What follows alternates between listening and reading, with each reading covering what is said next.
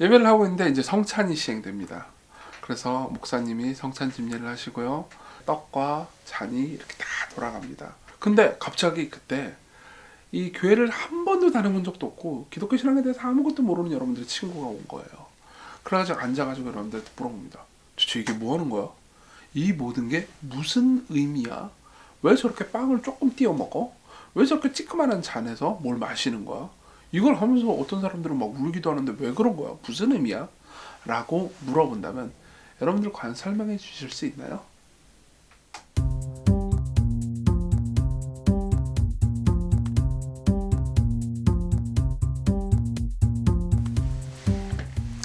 안녕하세요. 뉴시티 교리문답 43문 시작하도록 하겠습니다. 먼저 43문 읽어드릴게요. 성례 또는 규례는 무엇입니까? 성례 또는 규례란 하나님이 주시고 그리스도가 제정하신 것으로 세례와 성찬을 말합니다. 이것들은 그리스도의 죽음과 부활을 통해 우리가 믿음의 공동체로 하나 되었다는 가시적인 표징이자 보증입니다. 이것들을 행함으로 성령님은 우리에게 주신 복음의 약속을 더 온전하게 선포하시고 보증하십니다. 네, 이제 우리가 이제 성례로 들어왔습니다. 성례는 뭘까요? 성례는 이제 여기서 교리문답이 말하는 것처럼 우리가 흔히 접하는 이제 세례와 성찬이죠. 세례는 이제 우리가 일생에 딱 한 번만 받습니다. 그리고 성찬은 이제 교회에 따라 좀 다르지만 뭐 어떤 교회는 매주, 뭐 제가 섬기는 교회 같은 경우는 매주죠. 그리고 어떤 교회는 한 달에 한 번, 또 어떤 교회는 1년에 한두 번 하는 경우도 있습니다. 그렇지만 되게 다양한 곳에서 다양한 방식으로 성찬을 행하죠. 그러면은 이게 무슨 뜻일까요? 이걸 좀 이해하는 것은 굉장히 중요합니다. 왜냐하면은 이걸 잘 이해하고 우리가 실행할 때 신앙에 굉장히 큰 유익이 되기 때문입니다. 먼저 우리가 생각해야 되는 것은 여기서 이 성찬과 세례, 그러니까 이 성례가 가시적인 표징이자 보증이다라는 말을 좀 생각을 해볼게요. 이거를 이렇게 더 간단한 표현으로 말해볼게요. 표와 인이다 이렇게 말하겠습니다. 표와 인. 이거는 성경적인 용어예요. 제가 이 하나님 말씀 하나 읽어드리겠습니다. 로마서 4장을 11절에 보면요. 여기서 그는 아브라함을 가리켜요. 할례의 표를 받은 것은 무할레시의 믿음으로 된 의를 인친 것이니 표를 받은 것은 인친 것이니 이런 이야기를 합니다. 이건 뭐냐면은 구약 성경 때, 구약 시대 때의 성례는 할례였거든요. 근데 구약 시대 때 할례라는 이 성례를 아브라함이 받을 때 그때 있었던 일이 뭐냐면은 그가 믿음으로 가지고 있는 것을 표하고 또 인쳤다 이렇게 이야기를 하는 겁니다. 그러면 이게 무슨 소리예요? 표와 인이 무슨 뜻인가요? 라고 생각할 수 있잖아요. 간단하게 설명해 드릴게요. 표는 이겁니다. 그걸로 인해서 무언가를 가리키는 것이죠. 예를 한번 들어볼게요. 예를 들어서 여러분들이 뭐 광화문에 갔습니다. 광화문에 이렇게 놀러서 이렇게 가고 있는데 어떤 사람들이 막 노란 색깔 배를 막 만들어가지고 이렇게 놨어요. 혹은 노란 큰 배를 모형 배가 하나 딱 있다고 해봅시다. 그럼 여러분들 그걸 보면서 뭘 떠올릴까요? 세월호를 떠올리겠죠. 그렇죠? 왜냐하면은 그 배 자체가 세월호는 아니죠. 그렇지만 세월호를 기념하고 사람들이 생각나게 만들기 위해서 어떻게 하죠? 노란 색깔 배를 거기다 놓은 거잖아요. 그렇죠? 그걸 통해서 우리가 알 수 있는 건 노란색 배가 표하고 있구나, 가리키고 있구나라는 걸 알 수 있잖아요. 마찬가지로 성례, 즉 세례와 성찬 모두 무언가 더 영적이고 더 성경적인 더 높은 차원의 의미를 표하고 가리키는 겁니다. 그러니까 우리가 성례를 시행할 때 세례를 통해서 하나님께서 하신 일, 그리고 성찬을 통해서 또한 하나님께서 하신 일을 뭔가 생각나고 떠올리게 하는 측면이 있어요. 이게 표입니다. 그럼 인은 무엇일까요? 인이라고 번역된 이 단어는 그 그리스어로 이제 보증물이다 이런 의미를 가지고 있습니다. 보증이 뭘까요? 예를 들어볼게요. 우리가 이제 뭐 부동산 계약을 한다고 합시다. 뭐 예를 들면 한 5억짜리 집을 샀다. 기분이 좋겠죠? 그죠? 5억짜리 집을 딱 샀는데 그러면은 이제 집 주인하고 내가 이제 계약을 할 거 아닙니까? 계약을 할 때 뭘 하죠? 계약금을 겁니다. 그리고 계약금을 보증금으로 뭐 예를 들면 5천만 원을 딱 걸었다. 그러면은 5천만 원을 걸음으로써 이 계약이 성사됐다라는 것을 말해준과 동시에 지금은 그게 완전히 내 것은 아니지만 거기에 내 소유권을 미리 그러니까 보증을 해놓는 거죠. 그렇죠? 그런 것처럼 이 성례 역시 보증의 역할을 합니다. 무슨 말이냐면은 여기 이제 우리 앞으로 좀 배우겠지만은 성찬과 세례 전부 다 그러니까 장차 우리가 영원히 가지게 될 것, 천국에서 완전한 방식으로 가지게 될 것에 대해서 하나님께서 우리에게 보증금을 주시는 것처럼 무언가를 깨닫게 해주세요.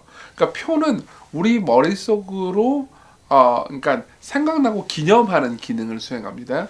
근데 이는 어떤 거냐면은 그 성례를 시행할 때 실제로 성령 하나님께서 우리 마음 가운데 감동을 주셔서 우리가 세례와 성찬을 통해서 얻을 수 있는 미래에 얻을 수 있는 영적 유익의 일부를 나눠주세요.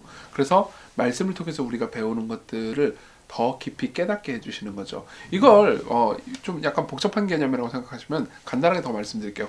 우리는 설교를 듣습니다. 그쵸?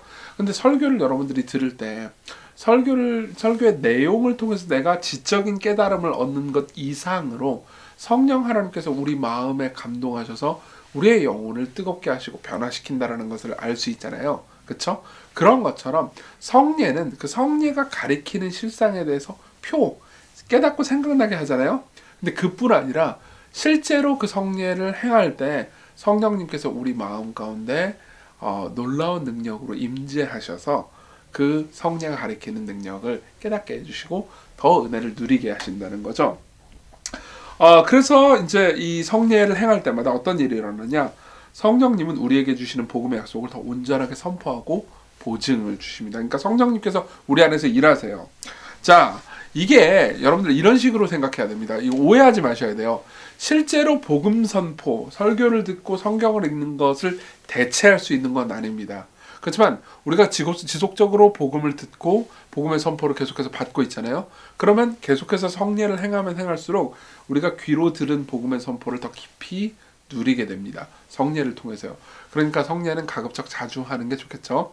물론 이제 세례는 평생에 딱 한 번 받는 겁니다. 하지만 이제 성찬은 매주 혹은 뭐 매달 이렇게 받을 수 있어요. 그러니까 뭐 꼭 자주 받는다고 무조건 좋은 건 아니지만 어쨌든 자주 받고 그리고 이것을 행할수록 성령 하나님께서 우리 안에서 일하시는 거죠.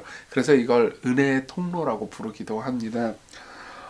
그러면 이제 이걸 통해서 나는 세례와 성찬 성세례를 하는 걸 보기도 하고 성찬을 자주 받기도 했는데 뭐 나는 은혜가 별로 없는 것 같은데 라고 생각하는 분들을 위해서 말씀드릴게요. 우선은 이거 우리가 의미를 좀 알 필요가 있습니다. 각각의 의미를 좀 깊이 있게 이해하지 않으면은 우리에게 깊이 와닿지 않을 거예요. 예를 한번 들어보죠. 톰 라이트라는 신학자가 했던 재미있는 얘기인데요. 톰 라이트가 이제 성찬에 관한 책을 한 권 쓴 적이 있거든요. 근데 거기 보면 이런 이야기가 나옵니다. 자, 우리가 막 생일 파티를 하고 있어요. 우리 생일 파티 어떻게 하죠? 막 머리에다 꽃갈모자 쓰고 막 선물 주고받고 그리고 저기 생일 케이크 해놓고 이렇게 막 이제 초 꼽아놓고 불 켜놓고 이렇게 후 부르고 막 노래 부르고 막 그러잖아요. 자, 근데 이제 우리끼리 막 생일 파티를 하고 있었어요. 근데 갑자기 외계인이 들어온 거예요. 우리나라만 할 줄 아는 외계인이 들어온 거예요. 그래서 물어보는 겁니다. 당신들이 지금 뭘 하고 있나요? 그러면 이제 우리가 대답하겠죠. 우리 생일 파티를 하는 거예요. 생일이 뭔가요? 태어난 날이요. 그럼 지금 저 사람이 지금 태어났나요? 아니요. 저 사람은 20년 전에 태어났는데 그 태어난 날짜를 기념하는 거예요. 그럼 그거를 언제마다 한 번씩 하나요? 1년에 한 번씩 꼭 해요. 막 이렇게 설명을 할 겁니다. 그럼 외계인은 계속해서 궁금하겠죠. 아니 근데 왜 저 케이크에다가 불을 지르는 건가요? 이렇게 물어볼 수도 있고요. 왜 저런 우스꽝스러운 모자를 쓰고 있죠? 지금 왜 저런 이상한 박스 같은 것들을 왔다 갔다 주고받고 하고 있죠? 이런 것들을 계속 물어보면 어떻게 하죠? 우리는 설명해 줄 겁니다. 설명하다 보면 우리도 모르는 지점들이 나오겠죠. 왜 케이크에 저건 불을 지르는 게 아니고 촛불을 켜는 거예요 라고 말하겠지만 왜 이걸 하는지 잘 모를 수 있겠죠. 그렇죠? 마찬가지입니다. 많은 사람들이 성찬과 세례를 행할 때 왜 그걸 하는지 그게 어떤 의미인지 잘 모르는 경우가 많아요. 그러면 어떻게 해야 되겠죠? 우리가 이것을 깊이 이해하고 알면은 실제로 그것을 행할 때 특히 성찬을 행할 때 우리에게 큰 유익이 있을 수 있겠죠. 특별히 성찬은 아주 중요합니다. 이 옛날에 이제 마틴 로이드 존스라는 목사님이 성찬에 대해서 이런 이야기를 한 적이 있어요. 들어보십시오. 교회사를 보면 강단에서 주님의 죽으심이 거의 설교되지 않았던 시기들이 있었습니다.